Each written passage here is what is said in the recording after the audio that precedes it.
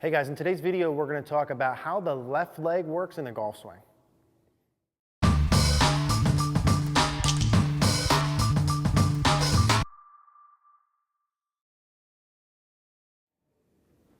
Hey guys, thanks for watching this video. Before we dig into the content here, I do want to talk to you briefly and reiterate a couple things, mainly how I can help you guys get better at golf. I tell you guys all the time, there are two things you need to do to get as good as you can get. Number one, you need someone like me to help guide you, give you specific feedback, watch your swing and tailor your practice. Number two, you need feedback. You should know the feedback already part.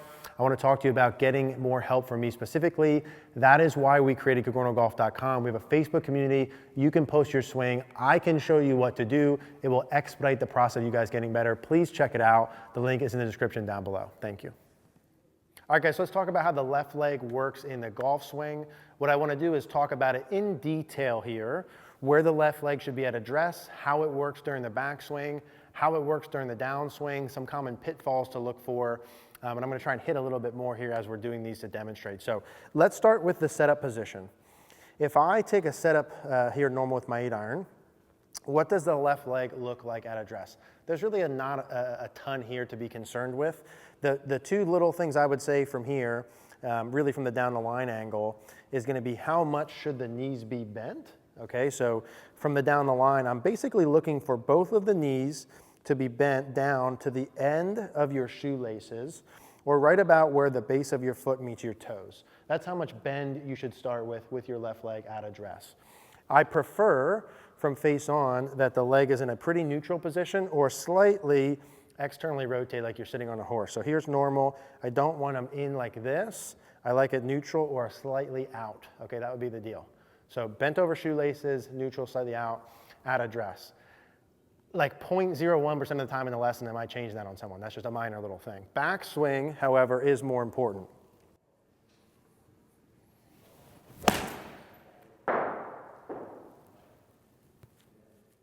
So if I take my setup here again, kind of key in on the left leg so you can see what that looks like. I'm going to just demonstrate one here. Now, what the left leg does during the backswing has more consequences for the downswing and impact, okay? And I want to preface it with, does every single good player I've ever seen or work with have the same left leg motion during the backswing? Of course not. There are some things that will match up well with other things. There are some things that set up certain movements during the downswing. We're going to talk kind of general here with this. As I make a backswing, a couple key points. One is, what should the left leg do in space in terms of moving forward, moving to the left, or moving back and in? I like to see a little bit of inward movement of the leg and the knee, or internal rotation, which would be from here if I drew a little circle on my kneecap. When I make a backswing, I like to see a little bit of inward motion with the knee. A couple reasons I like to see that. One, the more I let my knee work inward, it's easier for me to have a little bit of a pressure shift into the right foot. It's easier for me to get my pelvis turning during the backswing a little bit. And really, most importantly, you guys know I like the whole equal and opposite deal. If I go in on the way back, I see players that do that have a much easier time getting it back out, externally rotated on the downswing, which is the ultimate. So I'm going to just demonstrate one. We're going to talk more about that. Left knee will work a little bit in when I go back. Does that mean I'm going like this in? No, okay. Are there some good players who have done that? Absolutely. But I like a little bit of inward knee motion during the back, so go ahead and hit one with that. So nothing crazy there, but enough to get a pressure shift, enough for the hip turn. Some people I see get that knee working too far straight this way, okay? If I get my knee working forward here, it allows me to really flex my left leg, which is good for hip tilts and things like that. But it's difficult for a lot of people to turn their pelvis enough, and then really the biggest thing is it's difficult to get enough of a pressure shift into the right side. Have I seen good players who get their left leg flexed more forward, and have I hung out with coaches who like that? Absolutely, and if that works for you, perfectly fine, okay? Easier to get the hand path in like that, but I like to have a little bit of knee inward, easier for the pressure shift. I also see some speed benefits from that as the clubs get longer. So a little bit of inward with that going back. We'll go ahead and do one more. So I'm not looking for this as much as I like right about there is what I see amongst the great players. And so I actually do that a little bit more with my driver. I find that I get more speed if I exaggerate that piece a little bit. That's the inward internal rotation part.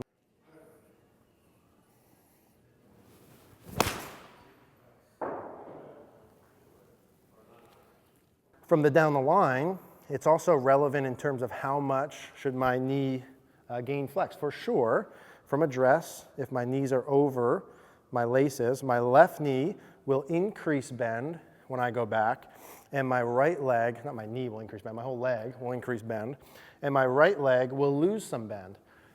Then the next question always is, how much? Okay, and that, unfortunately, is one of those ones where it kind of depends. There's not a black and white answer.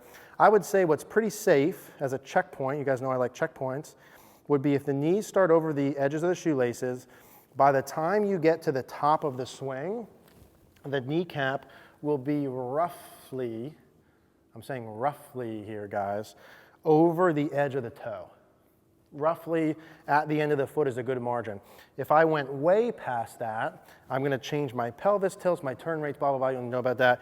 That would be what I would consider too much. I don't want you to go up and lose flex between both of them, a lot harder to turn from there. I want the knee to bend over the edge of the toe. So the left leg during the backswing should have a little bit of a little bit, and it should increase bend, over the end of the toes there like that. Again, this is all just information, okay? Do all of you guys watching this need to think that? You don't know how many shots I hit when I think about that? 0, okay? I don't think about that at all because I do it naturally. The point is, if you're doing one of the things that I say you shouldn't be doing or to look out for, then you do need to adjust that. You need to use these checkpoints I'm giving you and give yourself feedback enough to adjust your feel so you know you're doing it, okay? So one more time with the left knee during the backswing, working in a little Elvis when I work back. Okay. Now, most importantly, probably from there is the downswing. Okay, and there's more to this whole deal, right? Can you make a backswing where your left knee goes in good and bends how I want, and you don't have enough left side bend and other things that gets messed up? Of course, okay? There's other variables here, but we want to put as many good as possible.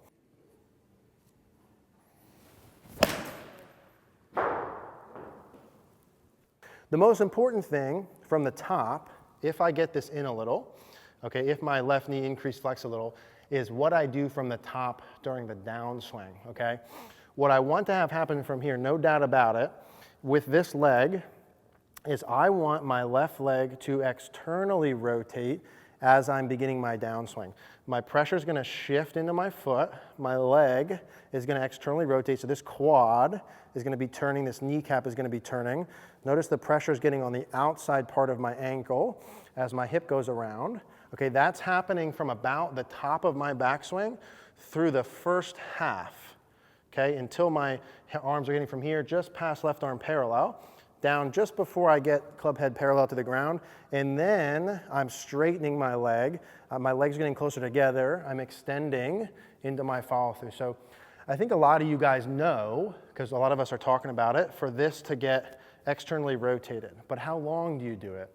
When do you start straightening your leg? Those sort of things. What I usually recommend, what I see good players do, is here, it's there one more time in the initial, and then the left leg starts extending, okay, between left arm parallel in the downswing and last parallel is when that extension starts to kick in, so eventually it straightens out. So the things that we're looking for here, just to wrap this up at my address position, right, is gonna be my left leg is fairly neutral to slightly out, okay, so the externally rotated. I want to see the knee bent about to the point where it's over my shoelaces. Those are my setup checkpoints. During the backswing, I want a little bit of internal rotation, nothing crazy here, with a little bit of a pressure shift. From the down the line here, my knee will increase bend roughly to the edge of my front of my toe. That's what I'm looking for there. Most importantly, during the downswing, the left leg from here, the hip will remain lower in transition. The left leg starts to externally rotate, and then I start to straighten. Pressure gets to the left part of my heel as I continue my rotation. Those are the literal pieces. One more time with all of these. I want you to have that knowledge. I want you to have checkpoints, see where you're at, adjust your feels and drills accordingly to get to those checkpoints. So hope that makes sense. A lot of detail there, but hopefully there's a couple of checkpoints that do help you guys. If you do have any questions, as always, leave a comment down below. Hey guys, if you like this video, please do me a favor, click the like button down below, click the notification bell if you haven't. Also, please subscribe if you haven't. If you do want more instruction tailored for you from me, go ahead and check out cogornogolf.com. The link is in the description down below. Thank you guys.